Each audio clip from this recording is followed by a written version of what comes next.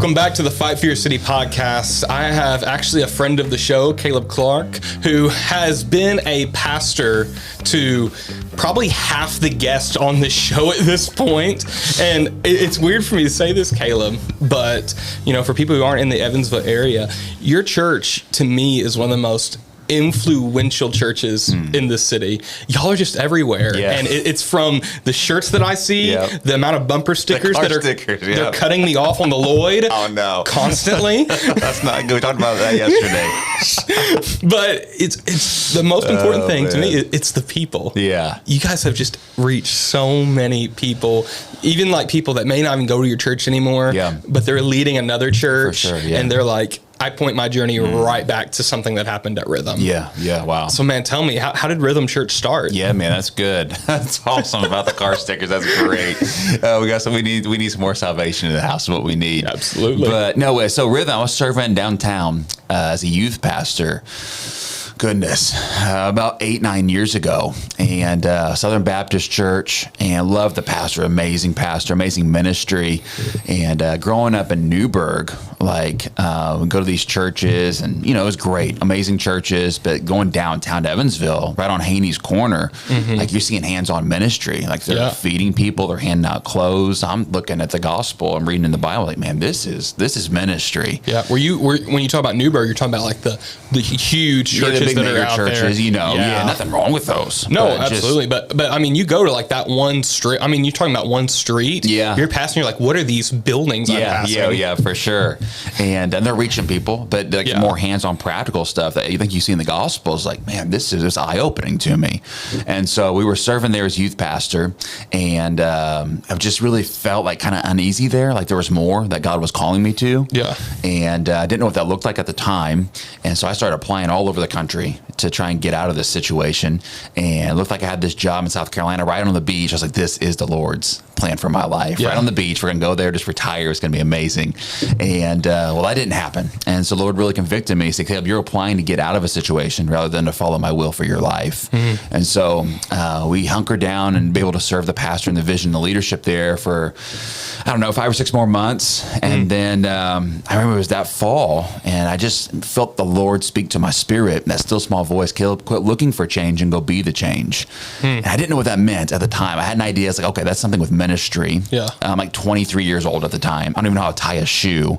And I'm like, you're calling me to start a ministry. Like, this is crazy. So not even like to go be a part of a ministry, to go be a youth pastor. Something. Yeah. This is just go do it. Yeah, I'm going to go plant a church. Plant a church. I would say probably the hardest thing to do in ministry. Absolutely, yeah. If you've ever done it, I would not encourage you to do it unless God's called you to do it. You know, it's been crazy. So I came home. I told my wife that evening, I said, I think God's calling us to start a church. What do you think? And she said, yeah, he told me that 2 weeks ago. I was like, you're crazy. And so from that, we started praying, obviously, about it. I got some people around us and actually started talking to some local pastors who had planted some churches around our area. And they tried to talk you out of it. They did, actually. Yeah. And so I didn't know that at the time. I was like, oh, man, you don't understand. Like, I got a vision. I got a calling type of thing. And then here they are walking with wisdom. Like, you better pump the brakes on this type of thing. Like, you better know that God's called you to do this. Don't just do something out of ambition. Yeah. And so that was great. But we had a vision, we went with it, and we told our pastor at the time, hey, I think God's calling to start a church. And they had planted churches around the city, so they kind of understood that. Yeah. And like, well, we'll back you, we'll give you some financial support. He said, no, we're really not taking any of that stuff. We didn't want to take any of their people. We didn't want it to be like a church split type of situation that you see sometimes with church planning. Like, if God's for this, God's going to make it work. And if he's not, well, then we probably shouldn't be doing it in the first place.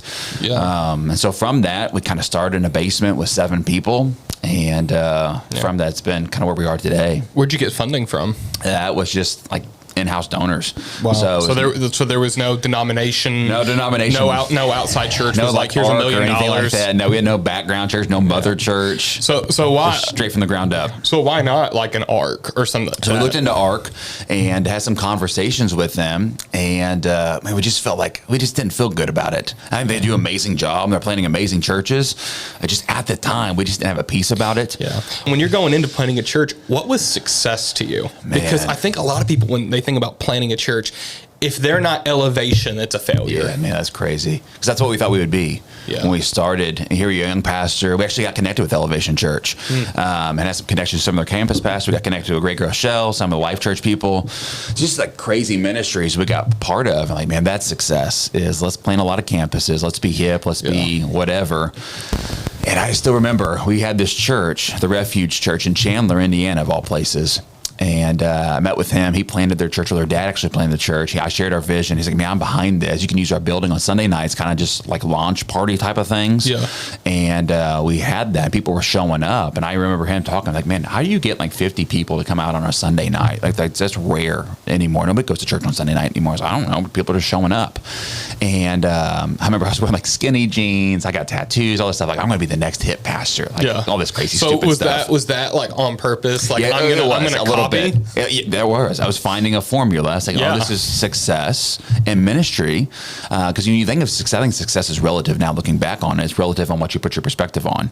And so you see Elevation Church, that's success. Well, by whose standards? Is that success by God's standards in the Bible, or is that success by the church standard? I think the church is so far off of success with God's kingdom that is crazy. And what years was this? This was right early on. So this would have been 2018, right when we were starting. This is pretty recent. Yeah, yeah, for sure. Yeah, the Lord's brought us a long way from this. And I remember coming home, driving home. I remember where I was on the road, on Telephone Road, and in my car after I guess a successful first night or a couple nights into it on a Sunday night, and the Lord just really convicted my spirit and said, Caleb, you can do it your way, or you can do it my way, but you can't do it both ways.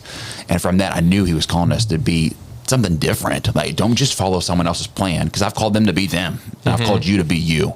And I think a lot of Christians get that messed up. I'm trying to be X, Y, and Z, and you're going to miss destiny on your life if you're not who God created you to be. So let me ask you this. You have a pastor from an established church, more established, I guess I should say, in Evansville, Newburgh. Newburgh. Yeah, whatever area. Yeah.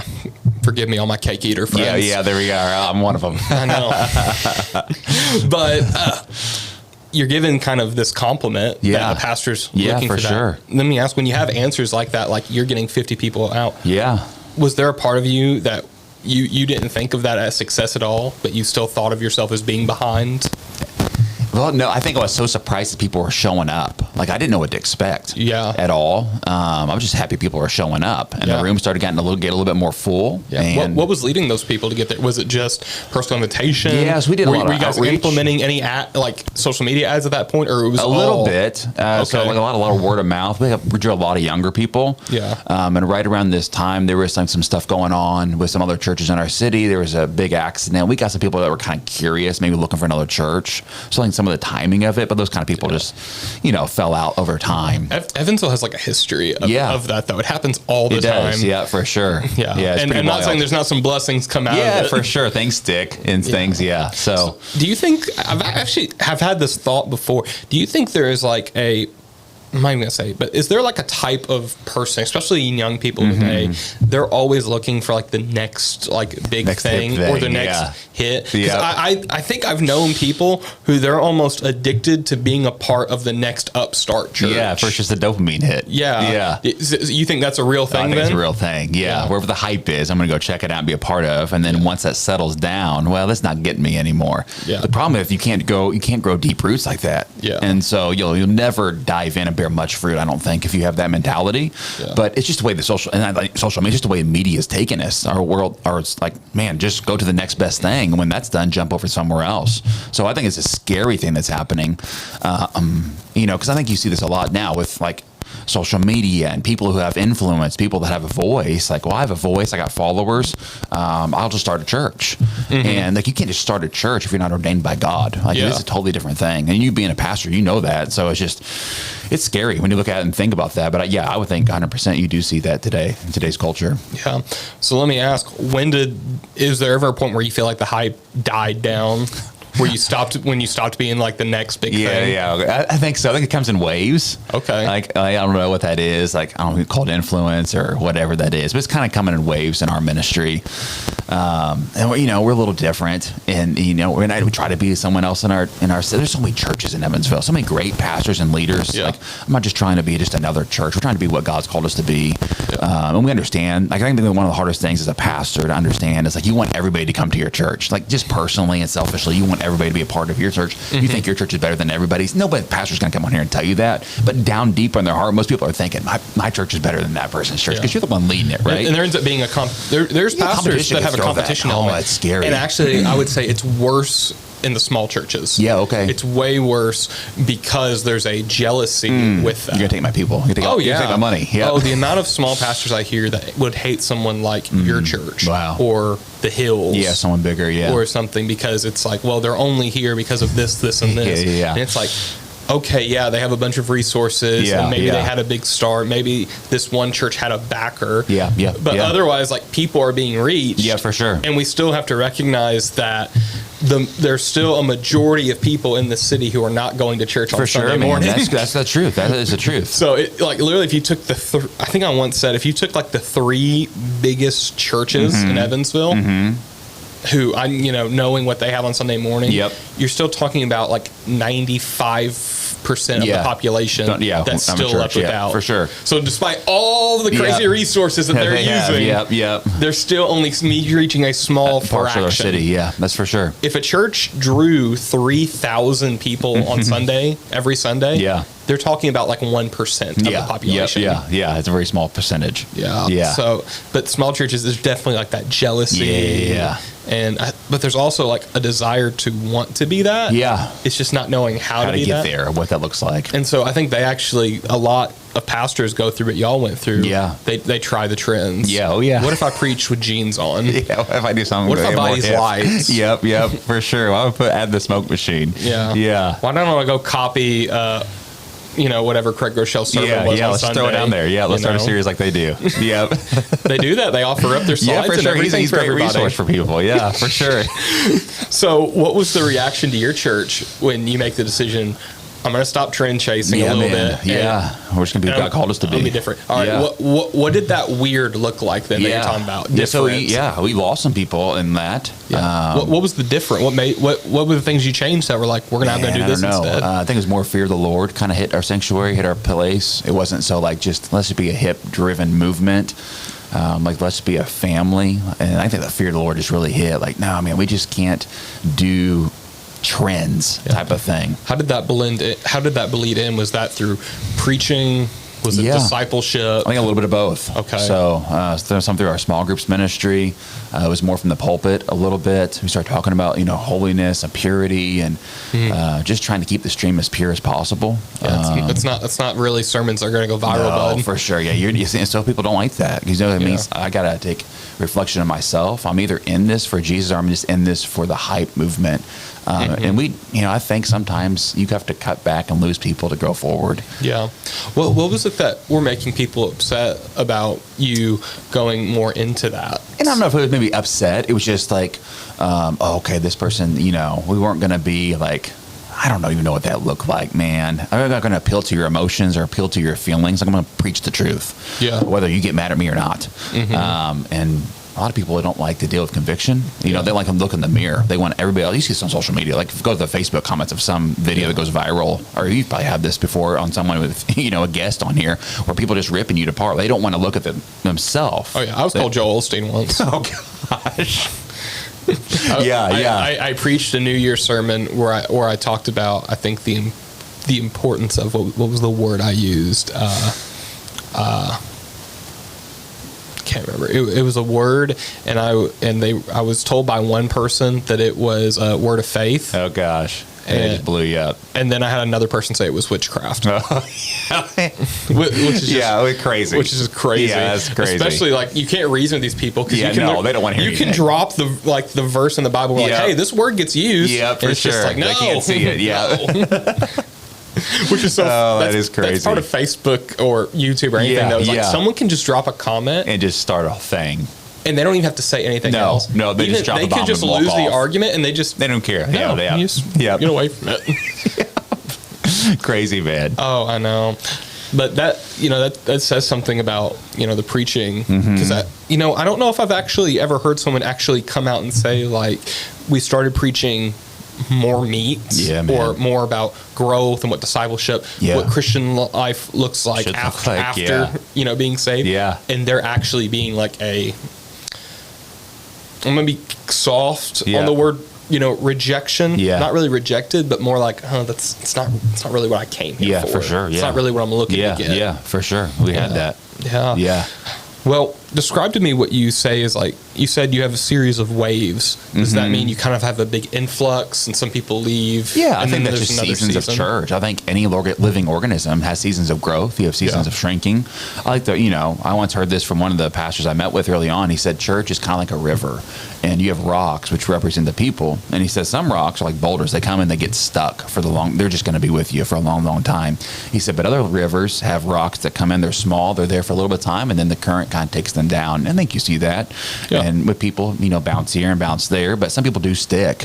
And that's kind of, I think, what we see. And, like the longer the ministry goes, the more people understand who rhythm is, and they can decide before they kind of come check us out, do I want to be involved with that or do I not want to? Yeah. What would you say the identity of your church is now? Like what is the thing that makes you different from all the other churches in Evansville? Yeah. So I think, I don't want to get this confused with, rhythm's better than all the other. Yeah. Definitely not. There's no perfect church, But we all serve different focuses. For sure. If we're all doing the same thing, we're kind of missing something. Yeah, for sure. I think it's just, it's simple. I think super simple. Like, let's not get complicated. Let's not get in the weeds in this. Like, just simply, let's love Jesus with all our mind, heart, soul, and strength, and let's love our neighbors, and be serious about going after Jesus. And like a personal life, and just obedience is a big thing. Like obedience in the small things. Like we want obedience that opens up big doors, but you'll never have big doors open if you don't go through the little doors first. Yeah. So, there's practicalities for that. Like, we believe in healings and gifts and the deliverance stuff, but that's not necessarily what makes it. Well, maybe it is what makes it different, but I think it's just simplicity is where I would best put that at. Yeah, we're not going to mix in the gospel. With yeah, all this other stuff. There's not a lot of hype. I think one person put it best, like in this Easter, like we don't do like a lot of hype for Easter. We don't do a lot of hype for Christmas. We don't do anything different. It was just kind of what we are. Like we're just going to be who we are every Sunday. 52 weeks out of the year, we're going to be who we are. And someone mentioned, hey, Rhythm had a lot of people, blah, blah, blah. And which is pretty crazy. Except a lot of churches, they do like this big Easter egg thing, or which is great. It's a great opportunity to reach people with the gospel. I get it.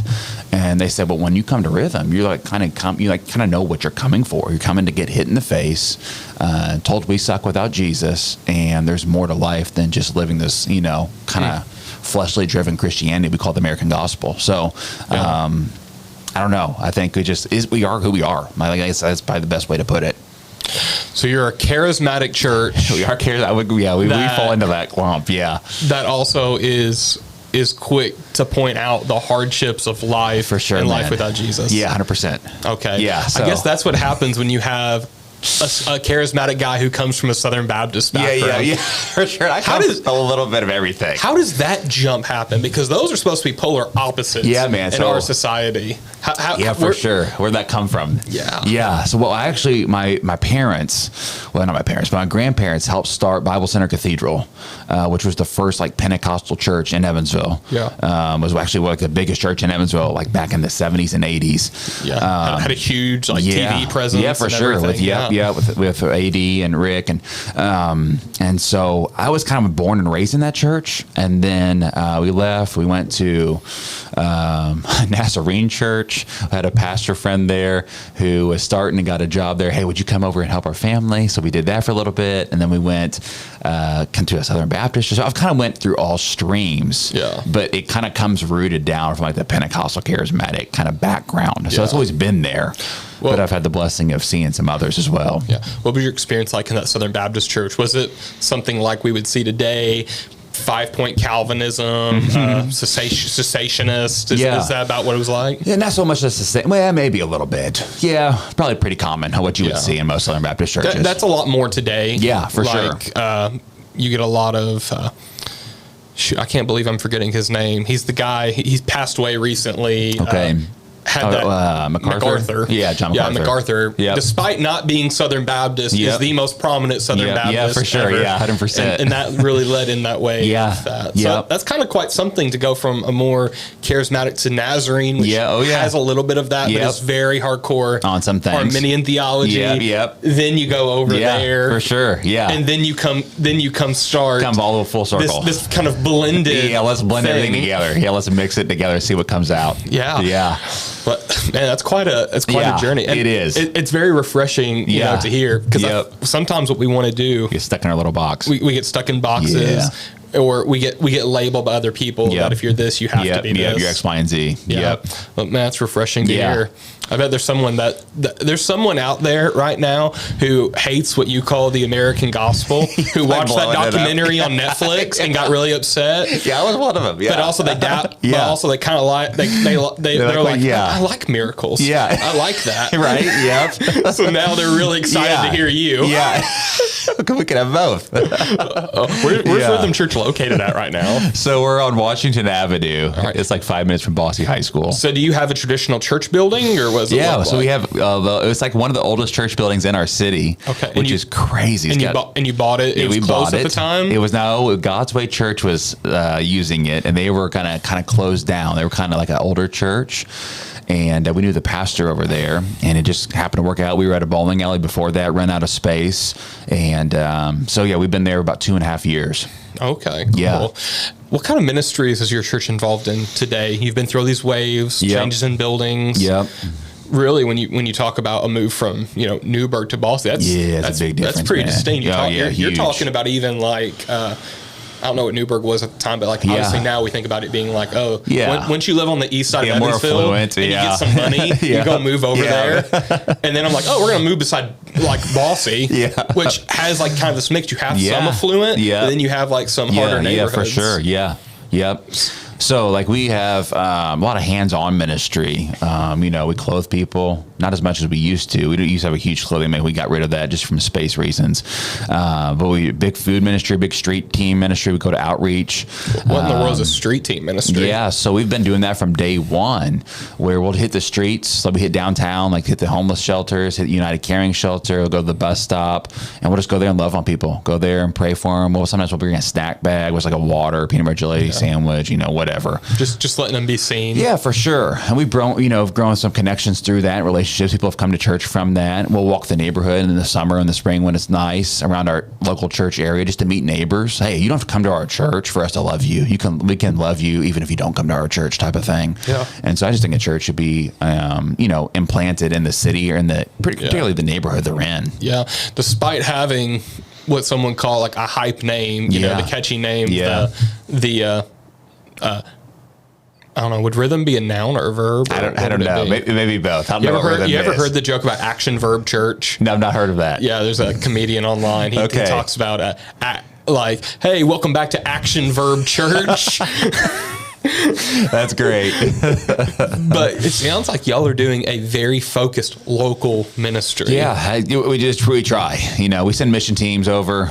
We have a lady in our church who's like 80 years old, who leads a worldwide mission organization. Wow. Well, in Africa, but we sent a team over there this past fall. So we do go out to the nations, but it's more so we're going to take care of the people that God's placed in our surrounding area, type of thing. Awesome. Man. Yeah.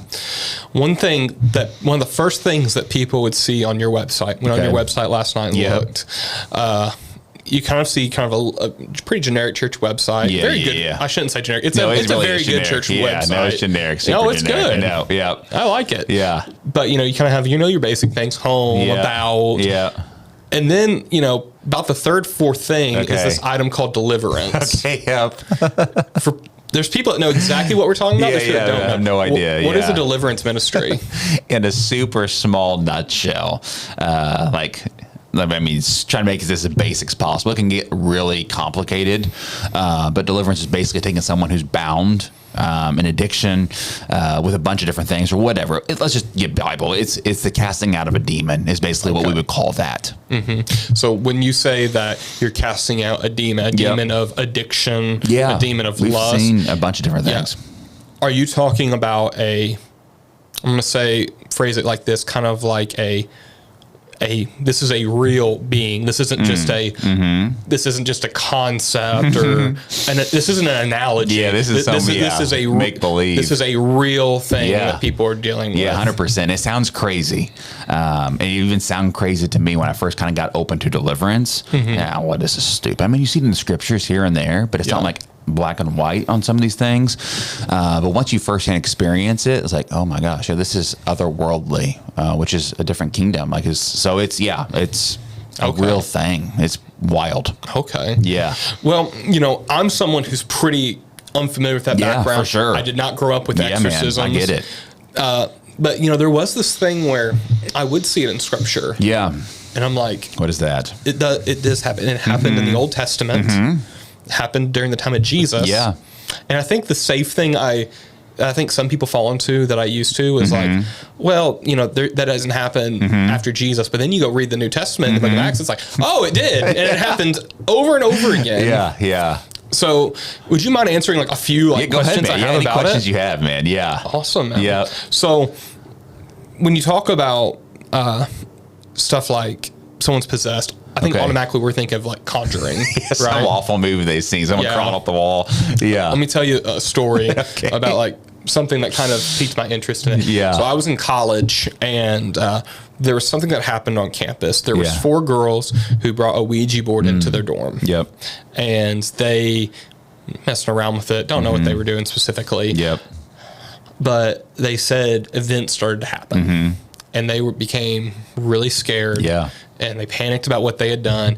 And they had actually run to the chaplain at the time. He was like a General Baptist, old school General Baptist. He's like, I don't do that. Yeah, what are you about? He said, I don't do that. Go back home. And so I believe they actually called in the local priest, the local parish, to like do like an exorcism. Yep. I don't even know. It's not even an exorcism. It's like thing. Yeah. So what are some differences about how y'all see deliverance and demons versus a Conjuring-esque event? So that's extreme cases. Okay. That possession, oppression, you can get stuck on the verbiage. But the possession stuff, that's full blown. You're almost worshiping Satan type of thing. That's not just an average person or even an average Christian. You have a whole debate. Can Christian have a demon? Christians can't be possessed. You can get it stuck in all that. But I think we all know people who would consider themselves a Christian who struggle with anger, not just I got mad because someone with a Rhythm Church bumper sticker cut me off. I got uncontrollably mad where I can no longer control that. Or I can't quit watching pornography, or I can't quit whatever these things are. It's I've tried the X, Y, and Z steps to get this better, and it's not getting better. What do we do with those type of people? And that's kind of what we see a lot of is they've tried everything else. Well, let's try the spiritual aspect of this. Okay. So what I hear you saying is that there's a difference between someone being affected by demonic forces versus possession. Well, they're not the same. No, they're not the same. Not at all. Yeah. Because I think that's the thing I hear a lot of people say. People think they are. Yeah. Yeah, because Scripture obviously points out we can't be possessed. Yep, for sure. By a demon. It says that. 100%. For one, it even creates theological things of free will and all of that. But he says the devil, not even the devil can force you, from my hands. Yep, that's right. All right. Well, I think that would be kind of a huge clear up for people. Yeah, for people. For sure. So when you're talking about being used by God to deliver someone from that, what does that look like? Is it something that's done in a service? Is it something that's done behind closed doors? What does that ministry look like? Yeah, for sure. So we've done before mass deliverance services, which is basically we're just generically praying for people to break off curses, break off. This gets, people are oh no, that's kind of crazy and wild and all these type of things. But most of our deliverance ministry is done a one-on-one session. And it's a format. There's not hey, I think I need deliverance, I just pop in the office. That's not happening. That might happen early on, but we've kind of grown from that. So there's a lot of conversations leading up to that point? Very much so. Yeah, they got to fill out a whole questionnaire. We could look at back on family background. What kind of events have you been involved with? All right. So part of your theology then is that this demons can't possess everybody, for sure, but they can affect everybody. I would agree. Yeah, and you also believe that anytime someone's dealing with, whether it be a mental health condition, maybe even a physical illness, you would for sure, I've seen that. Yeah. Is that always that a demon is involved in every single one of those cases? No, that's not always the case. All right. Some people out there on the deliverance. Deliverance kind of blown up around our circles here. The last, you see a lot more of it here, a lot more of it in church circles. And there's some people who would say, "Oh no, everything's a demon." not everything's a demon. Some people just get sick. Some people just have mental, like chemical imbalance type of things. Yeah. So we're not in the belief of the circle that everything's a demon. Okay. Well, I guess the leading question to that would be, how do you discern that? Yeah. So that's a good one. So sometimes like we go through a deliverance session and we're doing all we can for something to like kind of expose itself and nothing's happening. They're like, okay, well, maybe this isn't much as spiritual as we think it is. Maybe it's something physical or something mental. So I believe, we're three parts, body, soul, and spirit. And so we believe, and let's attack the spiritual first, and then from that, let's flow out from there. Okay. And you have a lot of people that want to attack, with medicine first and all that stuff, but you can't medicate a demon, and you can't cast out the flesh. So is that a thing that, do you think people should try the other methods first? Try to get a right kind of medication, try to go to counseling. All this is kind of like a last resort, as if like this, like, okay, we've tried all this. We don't this. have anything else to do. It's obviously that. It's something spiritual. Or do you think the spiritual, or are you saying the spiritual should be the first thing we do? I think either one. We've had people on both cases do that. We've got, I've done the counseling session. I've done the medicine. Nothing's working. I don't know what to do. Well, let's deal with the spiritual thing. It's almost like it's just inevitable that that's going to be there going, if you've tried everything, like the spiritual thing is going to be there. Okay. But I would say like, if I tell our people this, you have nothing to lose going through a deliverance session. What's the worst thing that can happen? Yeah. Nothing. What's the best thing that could happen? Well, you get set free in an area of your life you didn't know you were bound to. Yeah. Well, what does a deliverance session look like? Because when I think of, being exercised, forgive me, I'm not tying you to this at all. Yeah, no, you're good, man. But, I'm thinking of Benny Hinn whacking people with a coat. Let me get my jacket real quick. I'm thinking of a dude, putting his hand on someone's forehead and then frothing at the mouth. Yep. And there's people who have, trauma who maybe, they were, they came out as gay to their parents, and they were like put in like a circle at church where they're all, chanting and doing prayers together, and they've developed this trauma, spiritual trauma. What does deliverance look? What does a deliverance session look like then for y'all? So a lot of this, man, is like really simple. Like a lot of people, they deal with unforgiveness. Like we see that as like a lot as like the huge thing people deal with is once they deal with unforgiveness, people that have hurt them in their life, a lot of things just break. There's people that will manifest. I think that's what the word we would call like with a kind of, they'll scream, they'll yell.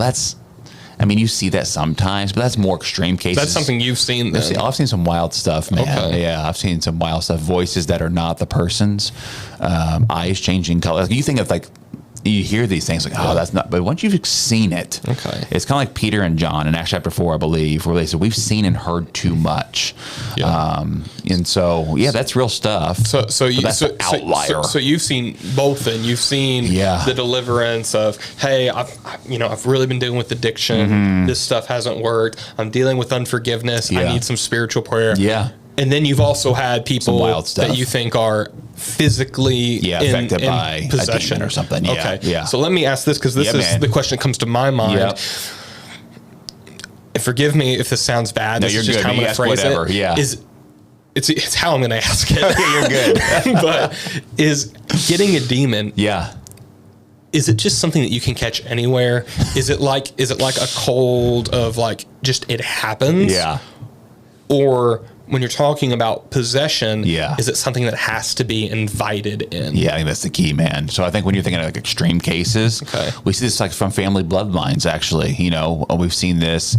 I think this is like generational. You see this like not without even like demonology or stuff like that, but like generational poverty or generational blessing. Like you see this. There's a principle there. Like, okay, the grandparents came from financial wealth, and that just kind of transfers down the family bloodline. And the same thing is true with poverty. Like people around our church, they'll tell you, well, I've always lived in this neighborhood. My parents lived in this neighborhood, and it just is what it is. But it's all they know. That's serious. All they know. There's no like thing of they've had someone that showed them how to budget. There's no one that told them like, this buy here, play here place is not a good place to buy a car. For sure. So they just don't know any better. And I think the Bible says my people are destroyed from a lack of knowledge. They just don't know any better. You don't know what you don't know. But as far as like, you can't just catch a demon by like a cold. I love that analogy. People think that, you're just demon. And no, we're not demon hunting. I brushed up against the witch at Barnes & Noble, bro. That dude got a principality tally on me now. No, but it's kind of like, I like to use this analogy. It's kind of like a door in the springtime. You open your front door because it's nice outside. You're wanting to let some fresh air in. Well, let's say a bee or a wasp flies in.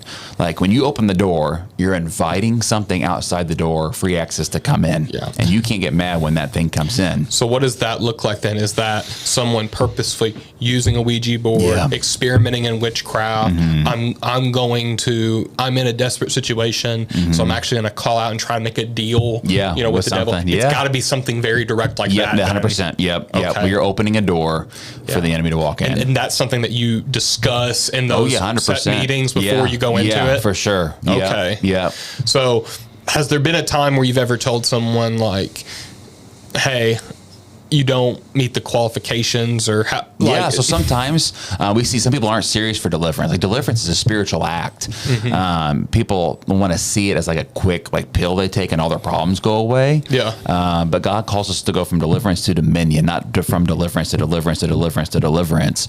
And so we've actually had to tell people, hey, listen, until you're serious about crucifying your flesh and living and walking in obedience, we're actually going to make it worse for you if we continue with this deliverance. And that's scriptural. So sometimes the best thing a ministry can do is tell you, I'm not going to help you with this because you're not serious about your walk with Jesus. I think that goes into kind of the next question I had is, and this kind of goes into a lot of what people on the outside may think about a church that speaks in tongues and does miracles. Sure.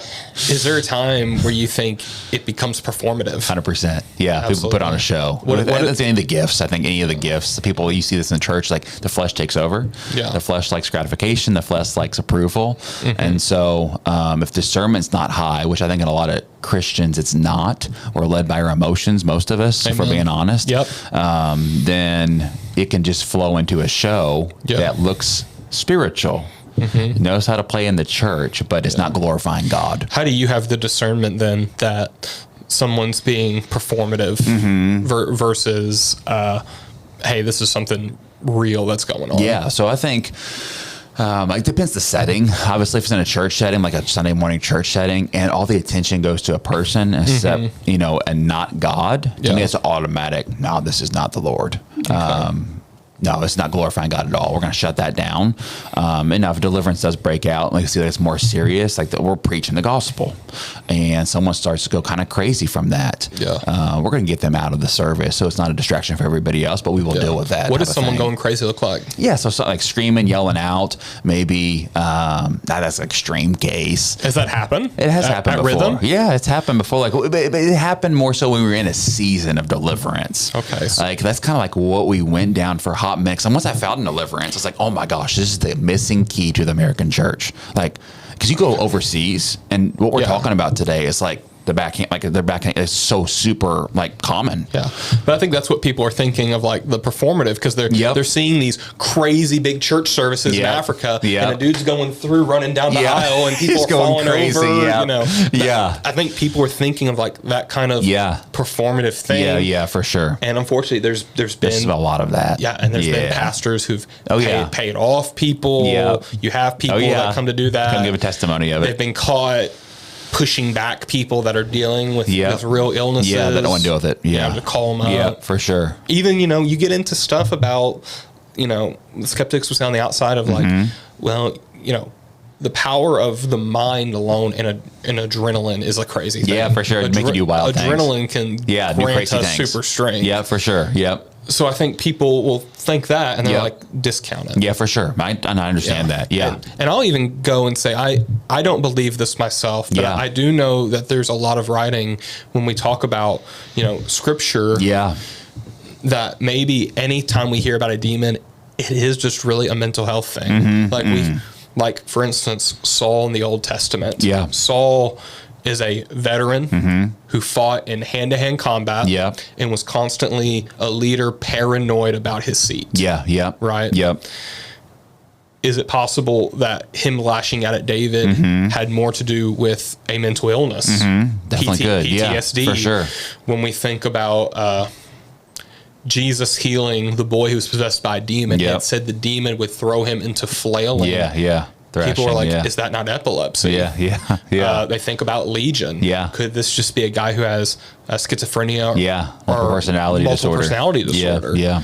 So has that like ever entered into your mind to take maybe more of, I'm going to say just more of a secular kind of view of it? Yeah. Or like what is the thing that ultimately convinced you like, okay, this is a real spiritual, this is a being of some nature that is directly affecting this individual. Yeah. I think the first time we actually did Deliverance was to kind of change my mind from a skeptic to a believer in So you were a skeptic at some point? Oh, 100%. Yeah. Even growing up a little bit around it, I was like, I'm not 100% sure, but once I sat down in front of someone and started using the name of Jesus and confronting what they were dealing with, and their whole face changes and their eyes change like colors. Wow. It's like, what'd they change to? It changes like to like a snake, like so like that, like our pupil is circular. Theirs was straight up and down, and I'm like, okay, this is not a joke. Either I'm seeing something that's not real, or I don't have a theology to back this up right now fully, but I can't deny this not real. This is happening. This is the first time this happened.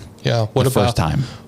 And was this the same person that used different voices? Yeah, this is a different person. We've done like hundreds of deliverances. So well, you just brought up that example. I was thinking maybe for sure. Yeah, no, this person got like super strong. Like it was just crazy stuff, man.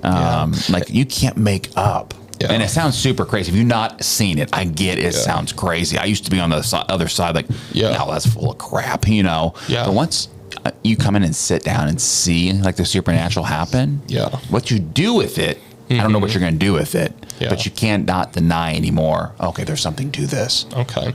We talked about people like maybe performing, or putting on a show. We even have see people nowadays, even in our local community in Evansville, people will fake something to get like a viral moment to expose the church or make a prank. But how do you then discern like this person is possessed, let's say, because we're separating the idea of possessed from being affected. For sure. But how do you discern the difference between this person is possessed or this person has a severe mental illness? Like it's not always easy. Like they're psychotic. Maybe they are a narcissist or a psychopath, or they have multiple personality disorder, or they just have a chemical imbalance that gives them a crazy a bunch of trauma in their life or something. Yeah, for sure. How do you discern between those two then? I mean, that's not easy. I can imagine. It gets a little muddy there. And that's something we're still walking through with, some people we come across today. It's like, man, I'm not sure if this is spiritual. I'm not sure if this is physical. That's just like a case-by-case basis. So that's something I don't have like a direct answer on. It's like, man, I don't know what that looks like on some of that stuff. Because I think some people, they take on, I call it the Christian Scientist theology. Do you know who the Christian Scientists are? Maybe if you name a few, maybe, I don't know. Like, is that like a denomination? Yeah, it's a group. Essentially, they call themselves Christian Scientists because they wanted to appear more like, it's kind of like when they started calling creationism, something, I forget what they call creationism, but they gave themselves a title to appear more authoritative. Gotcha. And essentially their theology is that any illness, any and every illness or mental illness is a direct causation of demons and of spiritual matters. So like everything comes from that. But part of that too is that they're anti-medicine. They're anti-medicine, they're anti-therapy. So like, if there's cases of this happening where I think there was a big court case that happened. I can't remember the name of it. There's two parents. Their child had cancer. And he was going to die. Jeez. And they denied chemotherapy. They denied everything. I think they even denied drugs to ease past. That's a thing where it's kind of like Jehovah. They'll refuse blood transfusions. They'll refuse any kind of medical care. Wow. Because of their religious belief, because they believe at the end that it's a spiritual matter. And to do any kind of medicine is a lack of faith. Gotcha. So I think that's kind of the mindset that people have sometimes. It's like, it's always, you say, it's always a demon. I would not agree with that. But I think the example that I think of in my mind, there was a girl I knew once who had, I don't remember if it's psychosis, multiple personality disorder, one of those things. She heard voices. And these voices would tell her to do some pretty crazy stuff, pretty evil actions. But then she took medicine. And she was better. She went from almost like they didn't feel safe having her in school till she graduated college. Through taking that medicine. So I saw this direct thing. Of like, okay, for sure. All right, it does work. Like therapy and medicine isn't absolutely for sure. Is it absolutely demonic? So for sure. I would imagine that would be tough though. Oh yeah, it's not easy, man. But I think that goes back to the question I asked you before about should we try all the other options? Definitely before we get to this assumption. Yeah, for sure, definitely can. Unless it's gonna hurt anything. Because I think it's different from, when we're talking about being affected by it, like I'm struggling with unforgiveness, and it's like, oh yeah, might as well pray about it too. Whatever, well, let me try to get an exorcism first, and then I'll go to therapy. Yeah, for sure, man. So is that a route that maybe you would, when it came to a case like that, you'd probably suggest them to go through those avenues first? Yeah, for sure. Yeah, I don't think there's anything wrong with that at all. Absolutely. Yeah, I think it's all case by case thing. It's a personal thing. I'll tell you, man, you came off pretty rational. You don't sound crazy to me. Well, that's good. You sound like a very nice guy.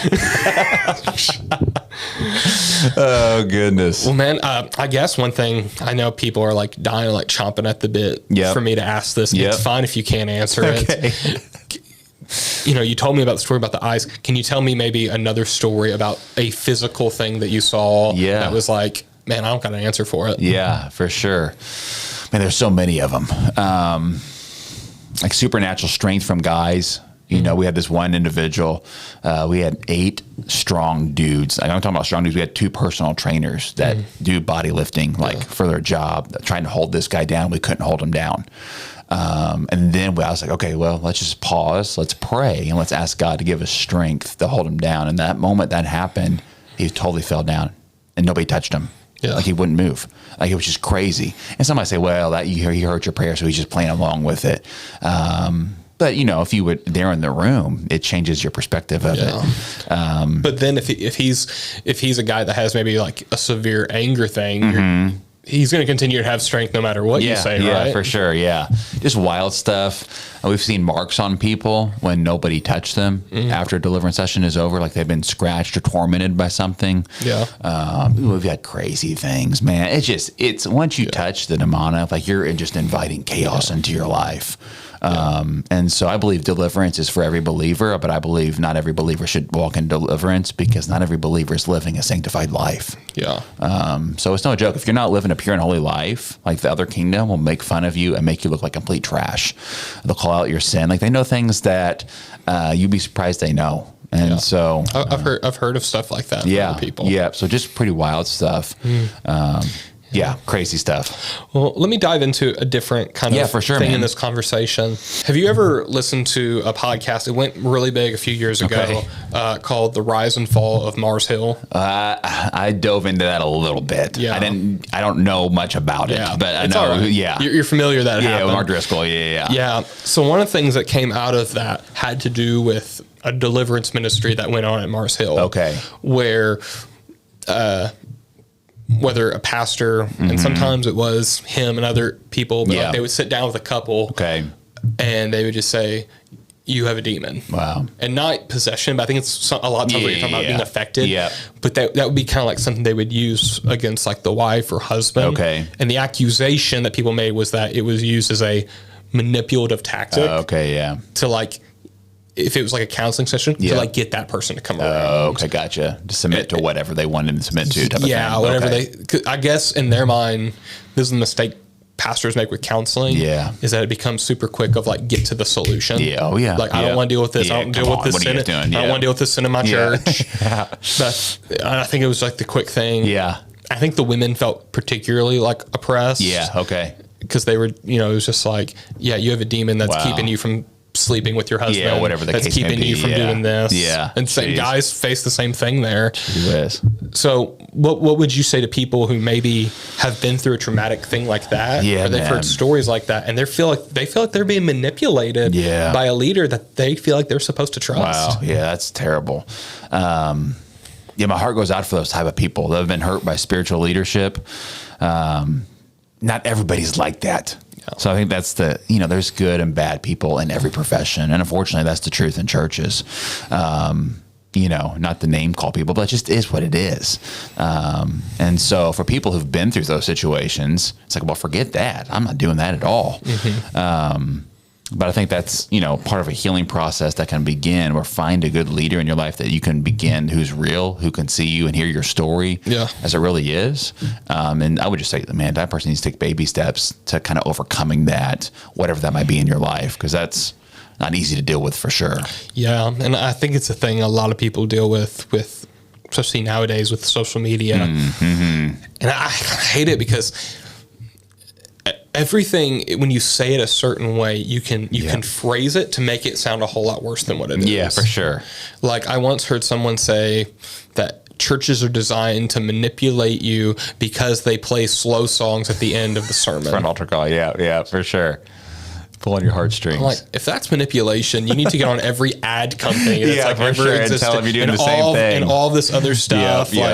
Like, no, that's not the point of it. We're not playing slow music to affect you.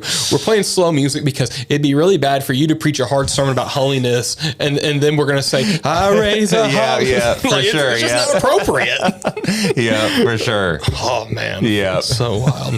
Well, man, I appreciate you. I appreciate you talking with me about demons. I appreciate you opening up about your church. I think it's amazing what y'all are doing. Like I said, I'm blown away at the amount of people that just have been touched in a positive way by your church. I appreciate that. And I think the biggest thing I preach about to churches, and I want pastors to know is exactly what you talked about, is that success doesn't have to be about hitting a certain quote unquote level. Doesn't have to be about having a certain number of people, having a certain building, having a certain look or reputation. Sometimes, all the time, success is just simply about, was I obedient to what God wanted from me? Right there. There it is.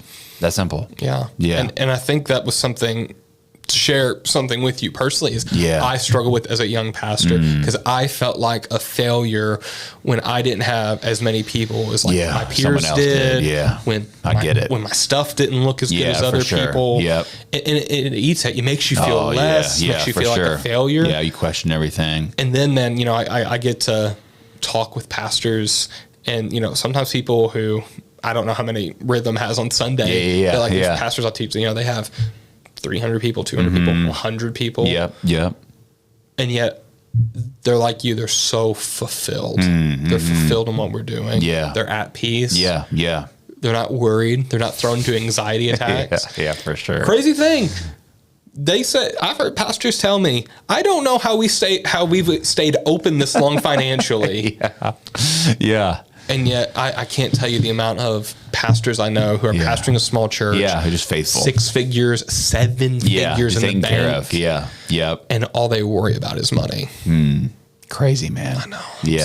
So I hope it's been refreshing for anyone else here. For sure. Absolutely. Talking to you. Yeah. If I can, one more thing I'd like to talk about before we end. Whatever. You guys have a big vision coming up for your church. I think, was it a year ago? About a year. You announced that you were going to start a private school here in Evansville. You originally said it would be done within the year. We originally said, that's not, Which I'm not even going to press you on. Oh, you feel free to. Well, I'm saying it because I had an idea about, what it was going to be then if it was going to be a year. It was probably just going to be, essentially, it would have to be then like a home school that meets communally. Right? Probably what it would have been. And which that's what some places do, and they call it an academy, or they call it a church. Whatever. But it just falls under homeschool law. Which Indiana, you can do anything you want. You don't have to pass a test. You don't have to do anything.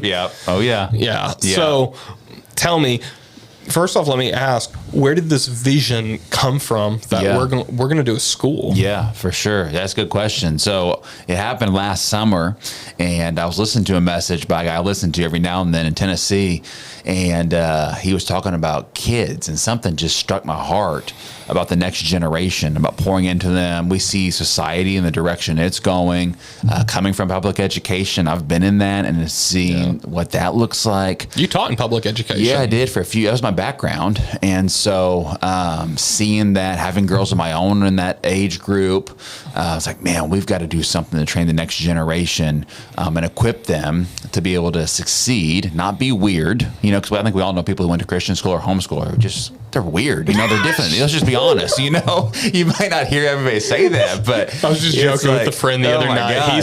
He was homeschooled. Yep. And he's talking about homeschooling his kids. I'm like, bro, do you want him to have a shot? Right, we don't want to hear that, but it is the truth. I believe God's called us to occupy the space and not be a creepy Christian, so to say. Yeah. And you were a product of public school too. Yeah, well, I was homeschooled for a little bit, but I went to public school, so I was I got a little bit of both. I was public school my whole life. Yeah. So I get it, and so our vision came from let's do something for the next generation, and that's kind of where it came from. I just felt real burden for them. Yeah. What in particular problems? What was it? The politics being in schools? Was it the full absence of Christianity? Because that's something that goes on here in Evansville. Yeah, we don't know. We did see you at the poll at my wife's school, and the morning of, they sent out an email to all EVSC schools saying, you don't do that stuff in the building. Wow, yeah. It's crazy, man. So there was like a direct email that was like, we don't care. Obviously, like teachers can't lead it. All this stuff can't go on. We can't use public money for it. Fine. Yeah. But now it's like we can't even, it's raining outside. We can't even meet in the gym. Yeah. Wild. It's crazy. And it's happening right here in our city. People don't know that. No, absolutely. But yeah, I think, the big thing was not necessarily like, oh, let's start another private school, because there's some good Christian schools around here that do a great job, reach a lot of people. It was just, let's do our part. Like, I don't want to stand before the Lord one day in Judgment Day and like, man, what did you do for the next generation? Yeah. Well, did you have any conversation like that? Because we have a ridiculous amount of private schools here. We have, which I will say this specifically for those who aren't familiar with Evansville, we have a ton of Catholic schools. Yeah, we have more Catholic schools than churches. There's a lot of Catholic schools. That's probably not statistically correct, but there are a bunch of Catholic schools. We might have more Catholic schools than Catholics. Yeah, probably so. But we have so many. Yeah, there's a lot out there. Like even Father Andrew, who we had on the podcast, he is over 2 parishes. Yeah. A food bank and 2 schools that's connected crazy. to those parishes. Yeah, that's wild. But we only have one private Protestant school. That's Evansville Christian School. Yep. Though it's like basically Newburgh. Yeah. It's huge. Yeah. I mean, they do a good job. Yeah, for sure. They produce a lot of great kids. Yep, A lot of good friends went there. Yep. Why did you feel you needed to make another one? Yeah. So it was going to be basically our vision for it is, one of my buddies was a principal there at Evansville Christian School. And so it was just going to be like, hey, let's start another school, not in like just like another church or another school type of thing, but let's educate our kids with, make them smart, like academically smart. Now let's not just cut corners. Let's make them the cream of the crop type of thing, but also let's give them real life examples on how to do some certain things that they don't teach you in school. Yeah. And then our goal for that was and is to have sports with that, because that was the big drawback when we were looking at this. Like there's a lot of people in public education who are looking to get out. I think the mass exodus from public education over the past like 3 or 4 years is crazy high nationally. Yeah, my school I went to, small school, I graduated 58 kids. Yeah. And now like classes are like in the 30s. Yeah, it's wild. Because the amount of kids that went to be homeschooled. Yeah. But I'm going to be honest, like the critique I'm getting from a lot of people who are in that space, a lot of these kids aren't learning anything. Yeah. Like, and maybe some of it is, I'm going to be honest, there are irresponsible parents out there. Yeah, there are also parents that like, they raise their kids up and they're smarter than the public school kids. Yeah, for sure. Yeah, so for sure. There's both. Yeah, there's a balance of the 100%. So is this? So you're talking about this is going to be an accredited school? Yeah, 100%. I'm going to do it the right way. Yeah, it's not going to be just some wieldy thing in the church basement. We're not doing that. It's going to be accredited. We want it to be big. We want to have our own facility for it. We want to have sports involved. We want to have not just sports, but we want to have extracurricular activities for the kids to do. Because that's the drawback that a lot of families have that we talk to is I want to send my kid I can't get into ECS, or ECS is too expensive, or I can't, whatever that is. I know we get all that, but there's no sports at this Christian school, and my kid is a great athlete and wants to play, or my kid is great in dance, or whatever that looks like.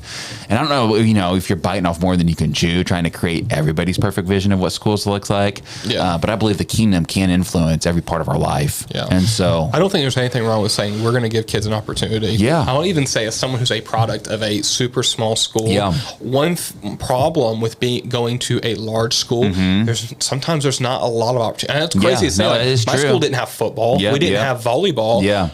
But the thing is, if you wanted to be involved in something, you got a shot to do it. You got a chance to be able to do it. I was a horrible basketball player. I learned playing basketball while I was on the team. There you go, man. Whatever works. But here's the thing. I got better because I had that opportunity. You had to play. I had the opportunity to be on student council. To be on all these things. Whereas, like, my wife, Emma, is teaching at T-Couple. She teaches kids volleyball, and she's like, they don't have some of these kids don't have a shot. It's not even some of them aren't talented. But sometimes it's a money thing. They just don't have they can't, to be able to do that. Parents can't afford, which I don't even think parents who are middle class can afford sending these kids to baseball and volleyball camp, basketball camps. Yeah, it's crazy, man. I was reffing AAU basketball this year. Okay. I was doing third graders. Yeah, it's crazy now.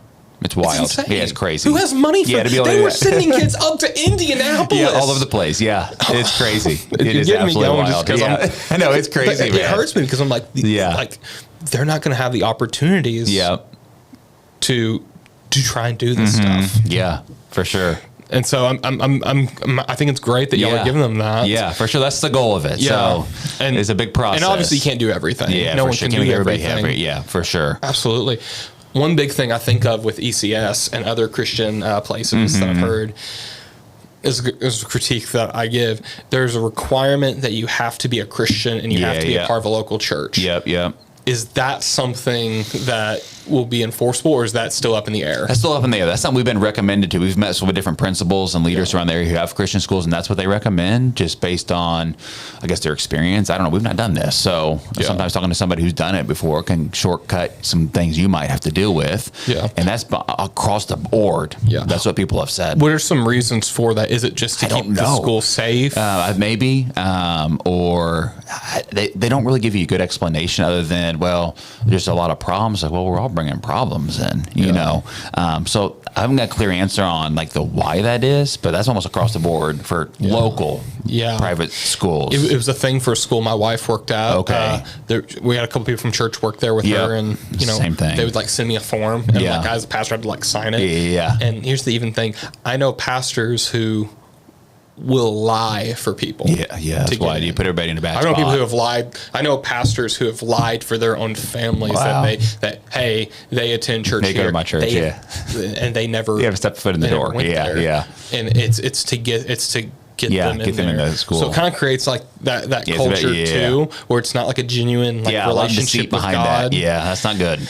I guess my other thing, and I'm going to be honest with you, this is a big critique I have of Christian education is that when I understand in a lot of settings why you don't want your kids to go to public school. I get that too. They don't, it's not just they don't teach the gospel. At times they teach the opposite of the gospel. Anymore. I know people that they're hardcore creationists. They don't want their kids to have to go and test on evolution. They are afraid because maybe some schools, press a lot of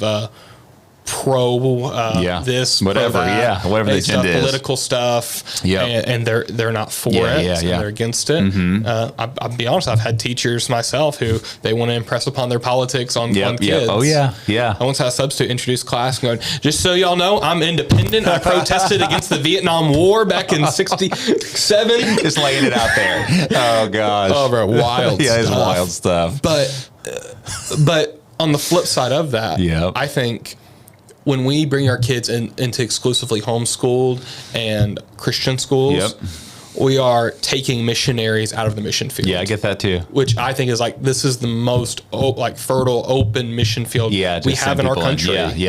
And I know churches that have grown because of their youth groups.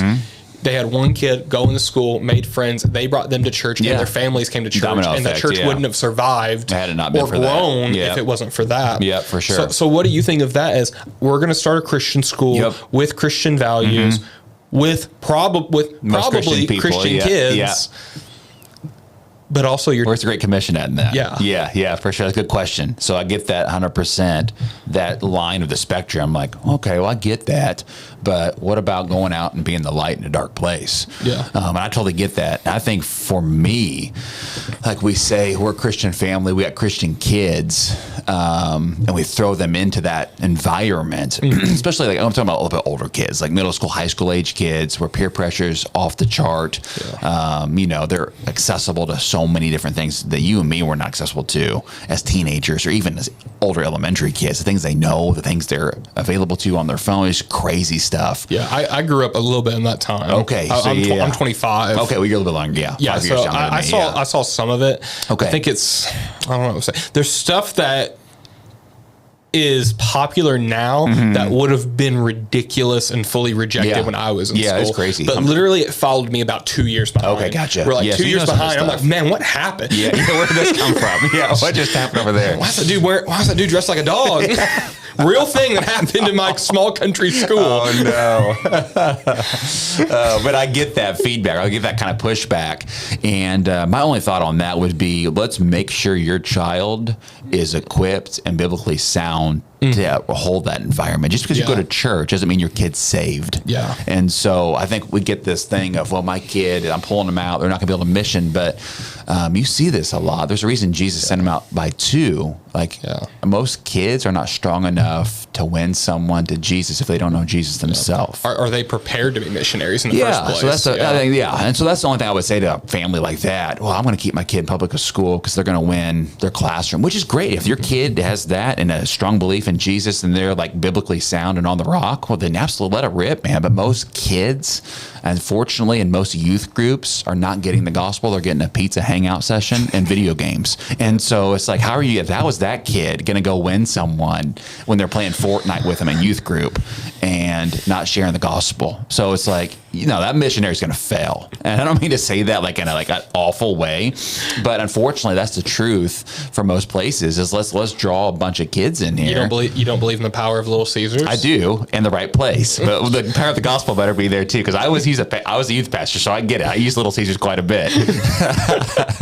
But I know those kids, they might have professed to be Christians, but most kids in my youth group probably didn't have a personal walk with Jesus. Yeah, I think another thing too that I think of is it's not just being a missionary. Yeah.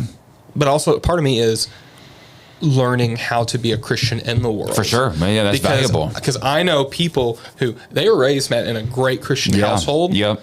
They were given the gospel. Yep. The parents did just about everything that they could. Yeah.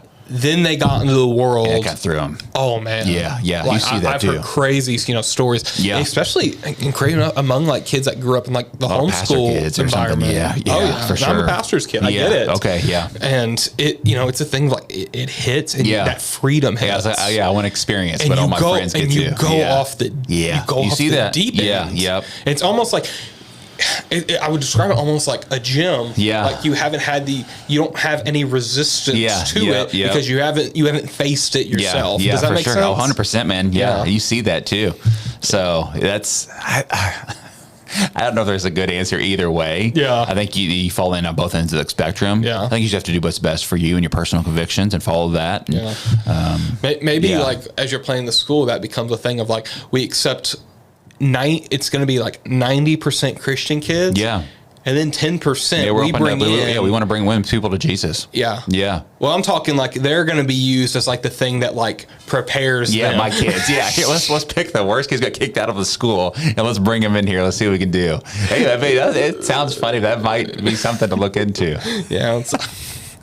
Oh, that's good. I don't know. I laugh about it, and I want people to know I'm not serious. Yeah, I know. Because I think a thing I hear people talk about with as Christians sometimes is that we treat unbelievers as projects. Yeah. And we actually use that wording. Oh, yeah, that's we actually crazy. say like, yeah, they're a project of mine. It's like, man, that's a human being.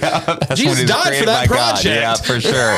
Like, yep. So that's the thing. I'm like, we're not going to be just dismissive. Yeah, of for people. sure. Yeah, because we used to be one of those people. Yeah, and we're not going to say too like, oh, there's something wrong with them, because there's something wrong with us. That's why we have Jesus. For sure. That's right, man. That's right. Something wrong. Yeah, something missing. That's right. That's right. Well, I'm really glad that this is something that's being thought about. Yeah, for sure. Experimented with. Yeah. Because I think it could be a detriment to the church one day. Yeah. If we don't have that mindset. Yeah, for sure. I preach this often that, in the book of Corinthians, it says, it's a weapon that tears down strongholds. The gospel isn't something that builds up strongholds. Yeah, for sure. Yeah, that's I fear right. sometimes our churches almost become a cult in the way, not of theology, but of the practice of we go to our own schools, we hire every bit of staff from within. Everything revolves around the teaching of just our pastor. And we just end up closing ourselves off to the world when we're really the weapon that God is wanting to use to save the world, to change the world. For sure, and 100%. So that's a danger that I think I see when people fall into, when people go all in. Yeah. Especially like there's that documentary right now, there's this group, I don't really like what they do. It's called Happy People. Okay, I don't know if I've heard of them. Yeah, it's on Amazon Prime. Okay. They did one about the Duggars. Do you remember the Duggars? Yeah, I remember that big, huge family. Yeah, something happened with them or something. Yeah. They're from Arkansas. We don't go into that. Okay. I'm from Arkansas. Okay, Razorbacks. There we go. Oh, it's a rough thing. It's that drama. People are all about it, bro. Yeah, gotcha. You remember, like, you still have them today, but, like, you have all, like, the newspapers of, like the gossip columns and stuff. Oh yeah. In Arkansas and Missouri, it was all the Duggars. Okay, it was all like, what happened this week. Oh no.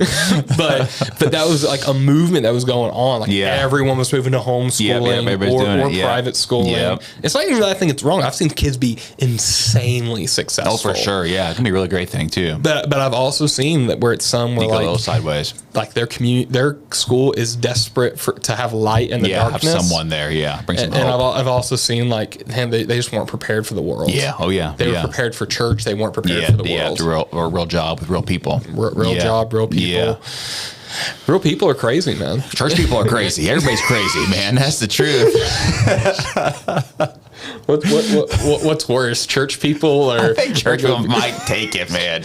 I'm wanting to write a book. I'm trying to convince my wife Emma to let me go on a writing retreat. There you go. I got about 3 book ideas I'd like to write out. Just start rolling. One of them is called Crazy Church People. Yeah, I get it. And maybe it's something you can help me out with. There we go. I just wanted to write a book of like, why is it that so many of our churches have these crazy people? Yeah, how do they get attracted to us? Why does this happen? Maybe even like call them out. Like, here's the different kind of crazy people. Yeah, that wouldn't be true. Oh, that's funny. Caleb, man, you were such a blessing to have on here. Such wisdom, such insight, man. I'm praying for your church because I've seen what it's done to so many of my friends and people. And you've even left your mark on my wife and her time teaching with you at Vogel. Getting her ready for the world. There we go. Yeah, of public education. Man, that's something in and of itself. Goodness gracious, it's a blessing to have you on, man. I'd love to have you on again for sometime. sure, man. Yeah, anytime. I appreciate it. Yeah, I appreciate it, God bless you, bud. Yep. Likewise, Jonah.